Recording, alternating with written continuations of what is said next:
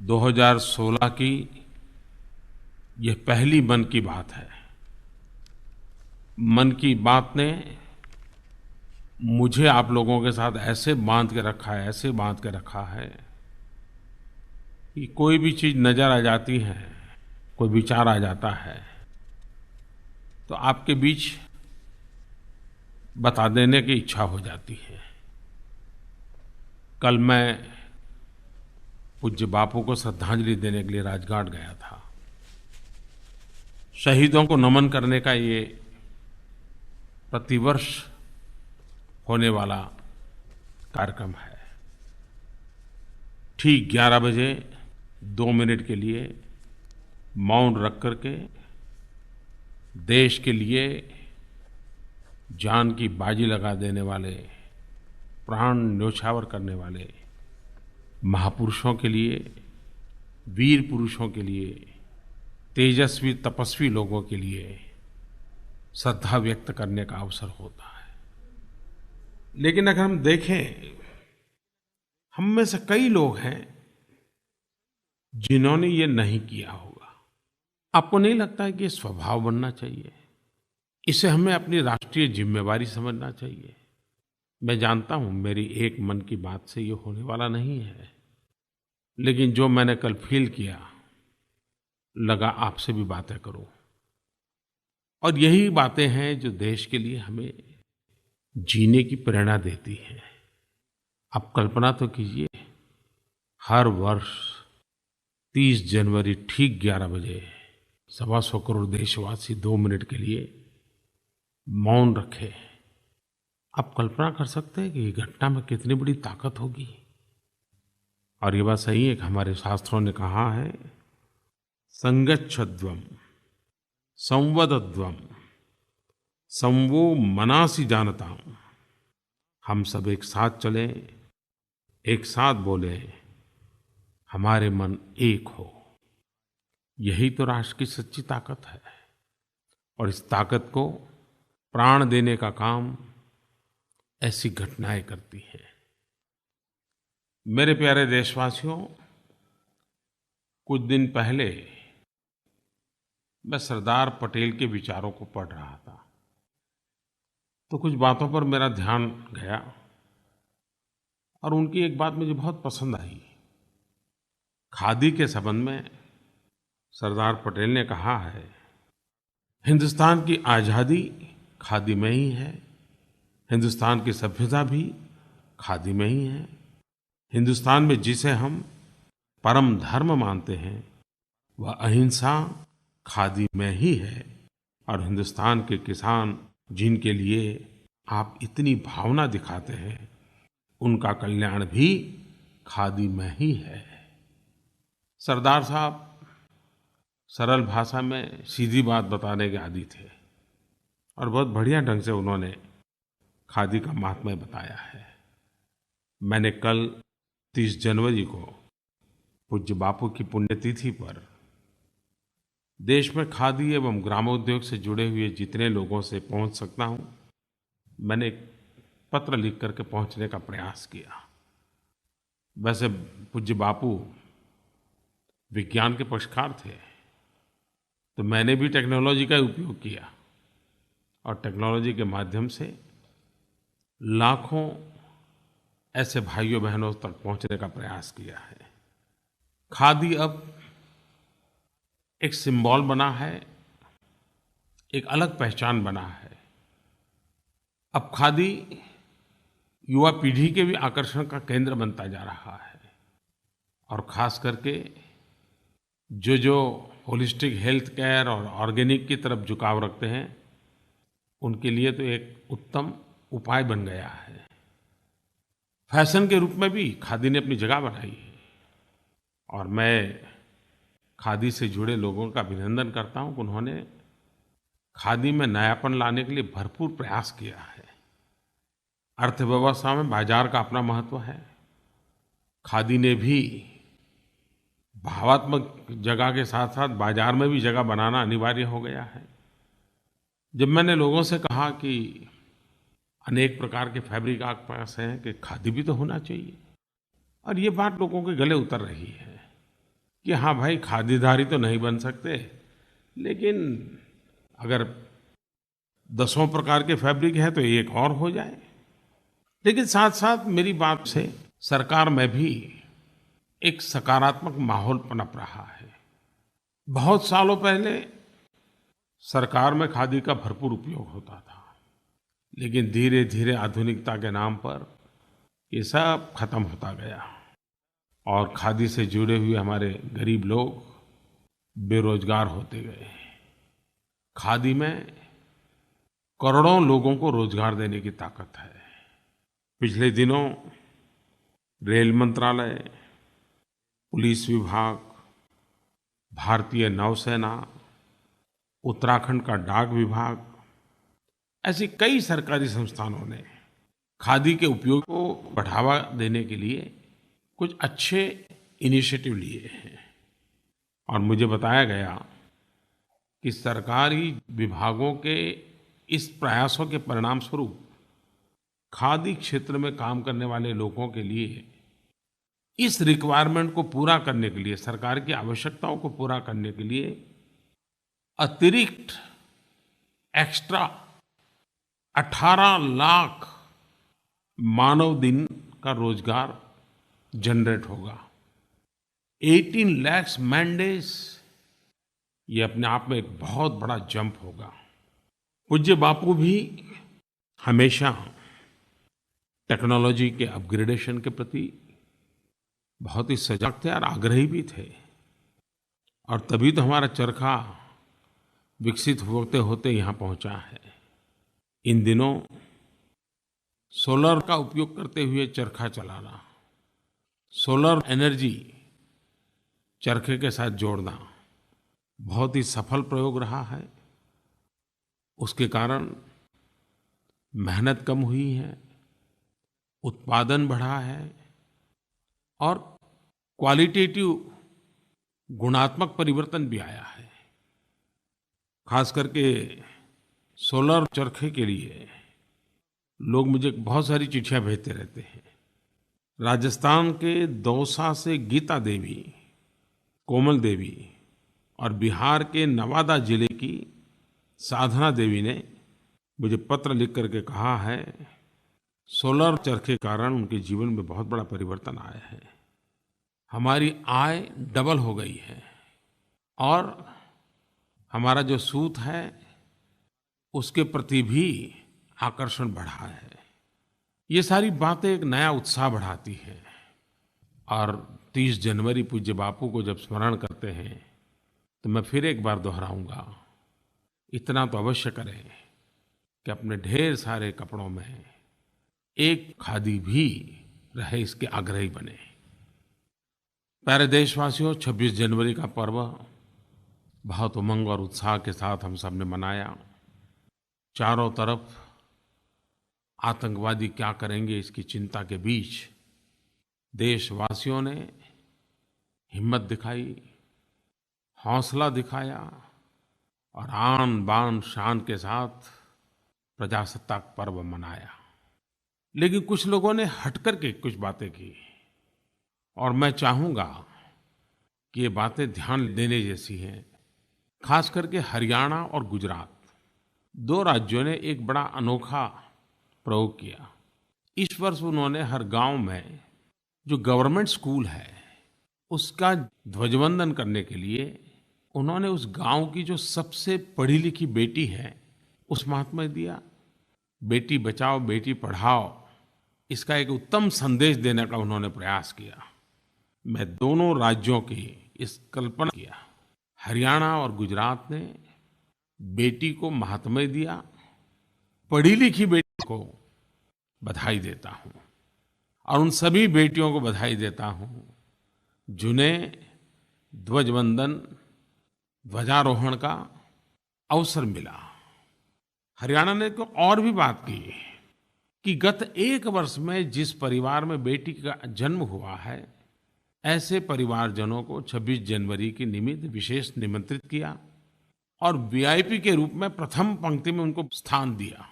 का पल था और मुझे इस बात की खुशी है कि मैंने बेटी बचाओ बेटी पढ़ाओ अभियान का प्रारंभ हरियाणा से किया था। क्योंकि हरियाणा में अपने आप में इतना सेक्स रेशियो में बहुत गड़बड़ हो चुकी थी। 1000 बेटे के सामने जन्म लेने वाली बेटियों की संख्या बहुत कम हो गई थी। बड़ी चिंता थी, सामाजिक संतुलन खतरे में पड़ गया था। और जब मैं हरियाणा पसंद किया तो मुझे हमारे अधिकारियों ने कहा था कि नहीं साहब, वहाँ मत कीजिए, वहाँ तो बड़ा ही नेगेटिव माहौल है। लेकिन मैंने काम किया और मैं आज हरियाणा को हृदय से अभिनंदन करता हूँ कि उन्होंने इस बात को अपनी बात बना ली और आज बेटियों के जन्म की संख्या में बहुत तेजी से वृद्धि हो रही है। मैं सचमुच में वहाँ के सामाजिक जीवन में जो बदलाव आया है उसके लिए अभिनंदन करता हूँ। पिछली बार मन की बात में मैंने 2 बातें कही थी। एक नागरिक के नाते हम महापुरुषों की स्टैच्यू की सफाई क्यों न करें।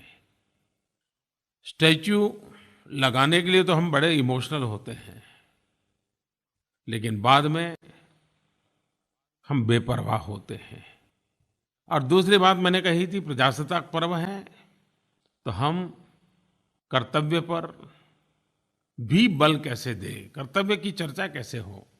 अधिकारों की चर्चा बहुत हुई है और होती भी रहेगी, लेकिन कर्तव्यों पर भी तो चर्चा होनी चाहिए।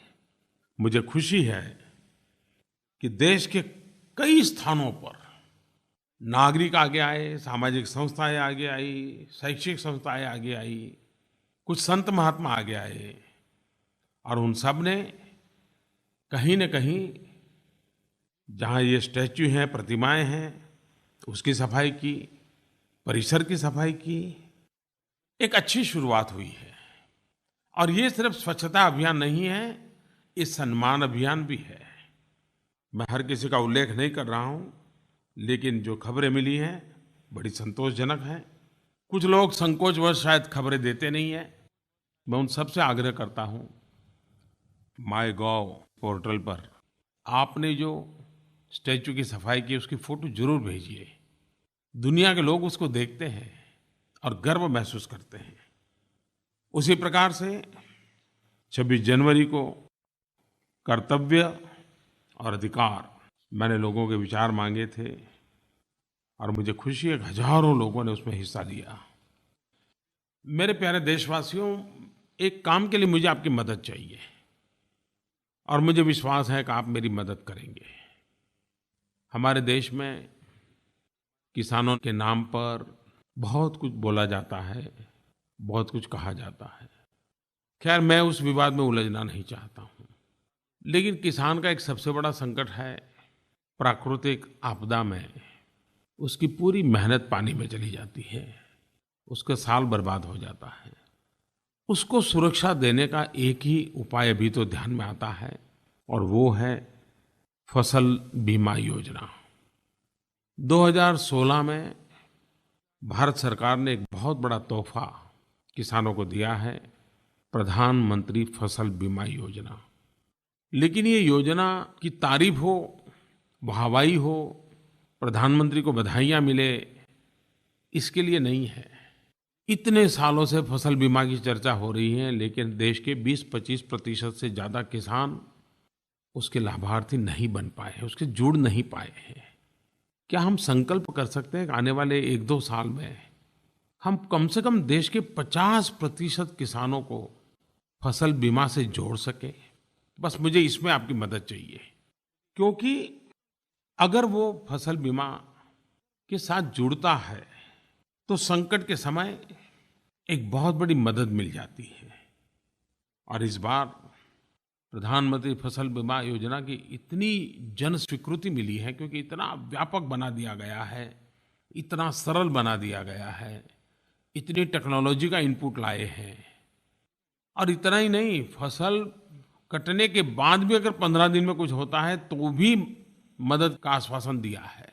टेक्नोलॉजी का उपयोग करके उसकी गति तेज कैसे हो, बीमा के पैसे पाने में विलम्ब न हो, इन सारी बातों पर ध्यान दिया गया है।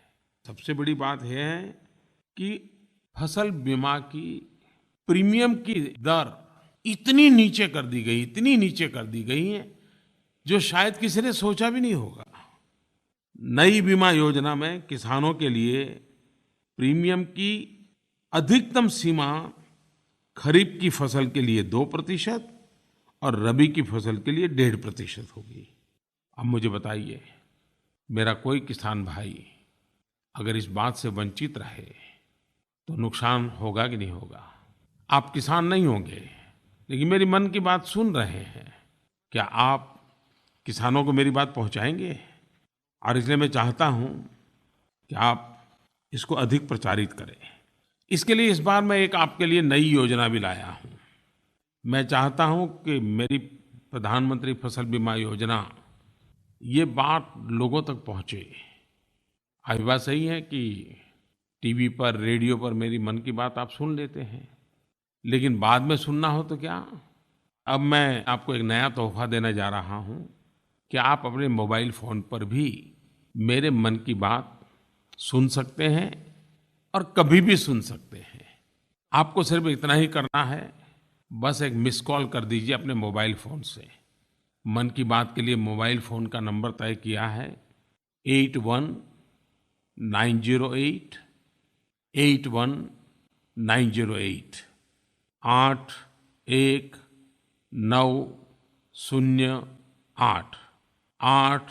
819008। आप मिस कॉल करेंगे तो उसके बाद कभी भी मन की बात सुन पाएंगे। फिलहाल तो ये हिंदी में है, लेकिन बहुत ही जल्द आपको अपनी मातृभाषा में भी मन की बात सुनने का अवसर मिलेगा। इसके लिए भी मेरा प्रबंध जारी है। मेरे प्यारे नौजवानों, आपने तो कमाल कर दिया। जब स्टार्टअप का कार्यक्रम 16 जनवरी को हुआ, सारे देश के नौजवानों में नई ऊर्जा, नई चेतना, नया उमंग, नया उत्साह मैंने अनुभव किया। लाखों की तादाद में लोगों ने उस कार्यक्रम में आने के लिए रजिस्ट्रेशन करवाया, लेकिन इतनी जगह न होने के कारण आखिर विज्ञान भवन में एक कार्यक्रम किया। आप पहुंच नहीं पाए, लेकिन आप पूरा समय ऑनलाइन इसमें शरीक होकर के रहे। शायद कोई एक कार्यक्रम इतने घंटे तक लाखों की तादाद में नौजवानों ने अपने आप को जोड़ करके रखा हो, ऐसा बहुत रेयरली होता, लेकिन हुआ। और मैं देख रहा था कि स्टार्टअप का क्या उमंग है। और लेकिन एक बात जो सामान्य लोगों की सोच है कि स्टार्टअप मतलब कि आईटी रिलेटेड बातें, बहुत ही सोफिस्टिकेटेड कारोबार। स्टार्टअप के इस इवेंट के बाद ये भ्रम टूट गया। आईटी के आसपास का स्टार्टअप तो एक छोटा सा हिस्सा है। जीवन विशाल है, आवश्यकताएं अनंत है। स्टार्टअप भी अनगिनत अवसरों को लेकर के आता है। मैं अभी कुछ दिन पहले सिक्किम गया था। सिक्किम अब देश का ऑर्गेनिक स्टेट बना है और देश भर के कृषि मंत्री और कृषि सचिवों को मैंने वहाँ निमंत्रित किया था। मुझे वहाँ 2 नौजवानों से मिलने का मौका मिला।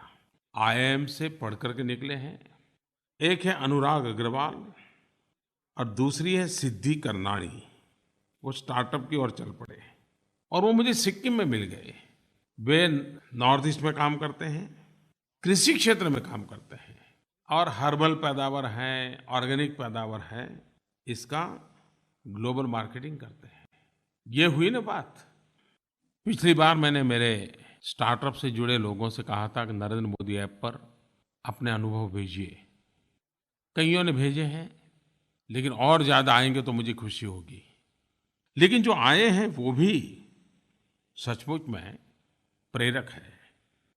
कोई विश्वास द्विवेदी करके नौजवान है, उन्होंने ऑनलाइन किचन स्टार्टअप किया है और वो मध्यम वर्गीय लोग जो रोजी रोटी के लिए आए हुए हैं, उनको वो ऑनलाइन नेटवर्किंग के द्वारा टिफ़िन पहुंचाने का काम करते हैं। कोई मिस्टर दिग्नेश पाठक करके हैं, उन्होंने किसानों के लिए और ख़ास करके पशुओं का जो आहार होता है, एनिमल फीड होता है, उस पर काम करने का मन बनाया है। अगर हमारे देश के पशु, उनको अच्छा आहार मिलेगा तो हमें अच्छा दूध मिलेगा, हमें अच्छा दूध मिलेगा तो हमारा देश का नौजवान ताकतवर होगा। मनोज गिल्दा, निखिल जी, उन्होंने एग्री स्टोरेज का एक स्टार्टअप शुरू किया है। वे साइंटिफिक फूड्स स्टोरेज सिस्टम के साथ कृषि उत्पादों के लिए बल्क स्टोरेज सिस्टम डेवलप कर रहे हैं। यानी ढेर सारे सुझाव आए हैं। आप और भी भेजिए, मुझे अच्छा लगेगा। और मुझे बार-बार मन की बात में अगर स्टार्टअप की बात करनी पड़ेगी, तो जैसे मैं स्वच्छता की बात हर बार करता हूँ, स्टार्टअप की भी करूँगा, क्योंकि आपका पराक्रम ये हमारी प्रेरणा है।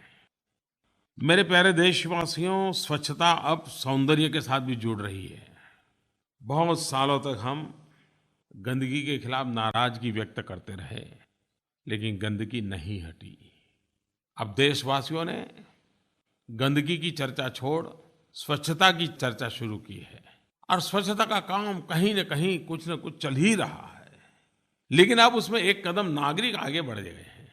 उन्होंने स्वच्छता के साथ सौंदर्य जोड़ा है। एक प्रकार से सोने पे सुहागा। और खास करके ये बात नजर आ रही है रेलवे स्टेशनों पर। मैं देख रहा हूं कि इन दिनों देश के कई रेलवे स्टेशन पर वहां के स्थानीय नागरिक, स्थानीय कलाकार, स्टूडेंट्स, ये अपने-अपने शहर का रेलवे स्टेशन सजाने में लगे हैं। स्थानीय कला को केंद्र में रखते हुए दीवारों का पेंटिंग रखना, साइन बोर्ड अच्छे ढंग से बनाना, कलात्मक रूप से बनाना, लोगों को जागरूक करने वाली भी चीजें उसमें डालनी है। न जाने क्या-क्या कर रहे हैं। मुझे बताया किसी ने कि हजारीबाग के स्टेशन पर आदिवासी महिलाओं ने वहाँ की स्थानीय सोहराई और कोहबर आर्ट की डिजाइन से पूरे रेलवे स्टेशन को सजा दिया है। ठाणे जिले के 300 से ज्यादा वॉलंटियर्स ने किंग सर्किल स्टेशन को सजाया। माटुंगा, बोरीवली, खार, इधर राजस्थान से भी बहुत खबरें आ रही हैं, सवाई माधोपुर, कोटा। ऐसा लग रहा है कि हमारे रेलवे स्टेशन अपने आप में हमारी परंपराओं की पहचान बन जाएंगे। हर कोई अब खिड़की से चाय पकौड़े की लारी वालों को नहीं ढूंढेगा, ट्रेन में बैठे-बैठे दीवार पर देखेगा कि यहाँ की विशेषता क्या है। और ये न रेलवे का इनिशिएटिव था, न नरेंद्र मोदी का इनिशिएटिव था, ये नागरिकों का था। देखिए, नागरिक करते हैं तो कैसा करते हैं जी। लेकिन मैं देख रहा हूँ कि मुझे कुछ तो तस्वीरें मिली है, लेकिन मेरा मन करता है मैं और तस्वीरें देखूं। क्या आप जिन्होंने रेलवे स्टेशन पर या कहीं और स्वच्छता के साथ सौंदर्य के लिए कुछ प्रयास किया है, क्या मुझे आप भेज सकते हैं? जरूर भेजिए। मैं तो देखूंगा, लोग भी देखेंगे और औरों को भी प्रेरणा मिलेगी। और रेलवे स्टेशन पे जो हो सकता है वो बस स्टेशन पे हो सकता है, वो अस्पताल में हो सकता है, वो स्कूल में हो सकता है, मंदिरों के आसपास हो सकता है, गिरजाघरों के आसपास हो सकता है, मस्जिदों के आसपास हो सकता है, बाग बगीचे में हो सकता है, कितना सारा हो सकता है। जिन्होंने ये विचार आया और जिन्होंने इसको शुरू किया और जिन्होंने आगे बढ़ाया, सब अभिनंदन के अधिकारी हैं। लेकिन हाँ, मुझे फोटो जरूर भेजिए, मैं भी देखना चाहता हूं आपने क्या किया है। मेरे प्यारे देशवासियों, अपने लिए गर्व की बात है कि फरवरी के प्रथम सप्ताह में 4 तारीख से 8 तारीख तक भारत बहुत बड़ी मेजबानी कर रहा है। पूरा विश्व हमारे यहाँ मेहमान बन के आ रहा है और हमारी नौसेना इस मेजबानी के लिए पुरजोश तैयारी कर रही है। दुनिया के कई देशों के युद्धपोत, नौसेना के जहाज आंध्र प्रदेश के विशाखापट्टनम के समुद्री तट पर इकट्ठे हो रहे हैं। इंटरनेशनल फ्लीट रिव्यू भारत के समुद्री तट पर हो रहा है। विश्व की सैन्य शक्ति और हमारी सैन्य शक्ति के बीच तालमेल का एक प्रयास है, एक जॉइंट एक्सरसाइज है। बहुत बड़ा अवसर है। आने वाले दिनों में आपको टीवी मीडिया के द्वारा इसकी जानकारियां तो मिलने ही वाली हैं, क्योंकि बहुत बड़ा कार्यक्रम होता है और सबको इसको बल देता है। भारत जैसे देश के लिए ये बहुत महत्वपूर्ण है और भारत का सामुद्रिक इतिहास स्वर्णिम रहा है। संस्कृत में समुद्र को उदधि या सागर कहा जाता है। इसका अर्थ है अनंत प्रचुरता। सीमाएं हमें अलग करती होगी, जमीन हमें अलग करती होगी, लेकिन जल हमें जोड़ता है, समुद्र हमें जोड़ता है। समंदर से हम अपने आप को जोड़ सकते, किसी से भी जोड़ सकते हैं। और हमारे पूर्वजों ने सदियों पहले विश्व भ्रमण करके, विश्व व्यापार करके इस शक्ति का परिचय करवाया था। चाहे छत्रपति शिवाजी हो, चाहे चौल साम्राज्य हो, सामुद्रिक शक्ति के विषय में उन्होंने अपनी एक नई पहचान बनाई थी। आज भी हमारे कई राज्य हैं कि जहाँ समुद्र से जुड़ी हुई अनेक परंपराएं जीवित हैं, उत्सव के रूप में मनाई जाती हैं। विश्व जब भारत का मेहमान बन रहा है, नौसेना की शक्ति का परिचय हो रहा है, एक अच्छा अवसर है। मुझे भी सौभाग्य मिलेगा इस वैश्विक अवसर पर उपस्थित रहने का। वैसे ही भारत के पूर्वी छोर गुवाहाटी में खेलकूद समारोह हो रहा है, सार्क देशों का खेलकूद समारोह। सार्क देशों के हजारों खिलाड़ी गुवाहाटी की धरती पर आ रहे हैं। खेल का माहौल, खेल का उमंग, सार्क देशों की नई पीढ़ी का एक भव्य उत्सव आसाम में गुवाहाटी की धरती पर हो रहा है। यह भी अपने आप में सार्क देशों के साथ नाता जोड़ने का अच्छा अवसर है। मेरे प्यारे देशवासियों, मैंने पहले ही कहा था कि मन में जो आता है, मन करता है आपसे खुल करके बांटूं। आने वाले दिनों में 10वीं और 12वीं की परीक्षाएं होंगी। पिछली बार मन की बात में मैंने परीक्षा के संबंध में विद्यार्थियों से कुछ बातें की थी, लेकिन इस बार मेरी इच्छा है कि जो विद्यार्थियों ने सफलता पाई है और तनाव मुक्त परीक्षा के दिन कैसे गुजारे हैं, परिवार में क्या माहौल बना, गुरुजनों ने, शिक्षकों ने क्या रोल किया, स्वयं ने क्या प्रयास किए, अपनों से सीनियर ने उनको क्या बताया और क्या किया, आपके अच्छे अनुभव होंगे। इस बार हम ऐसे काम कर सकते हैं कि आप अपने अनुभव मुझे नरेंद्र मोदी ऐप पर भेज दीजिए, और मैं मीडिया से भी प्रार्थना करूंगा उसमें जो अच्छी बातें हो वे आने वाले फरवरी महीने में, मार्च महीने में अपने मीडिया के माध्यम से प्रचारित करें, ताकि देश भर के स्टूडेंट्स उसको पढ़ेंगे, टीवी पर देखेंगे, और उनको भी चिंता मुक्त एग्जाम कैसे हो, तनाव मुक्त एग्जाम कैसे हो, हंसते खेलते एग्जाम कैसे दी जाए, इसकी जड़ी बूटी हाथ लग जाएगी। और मुझे विश्वास है कि मीडिया के मित्र इस काम में जरूर मदद करेंगे। हाँ, लेकिन तब करेंगे जब आप सब चीजें भेजेंगे ना, पक्का भेजिए। बहुत बहुत धन्यवाद दोस्तों। फिर एक बार अगली मन की बात के लिए अगले महीने जरूर मिलेंगे।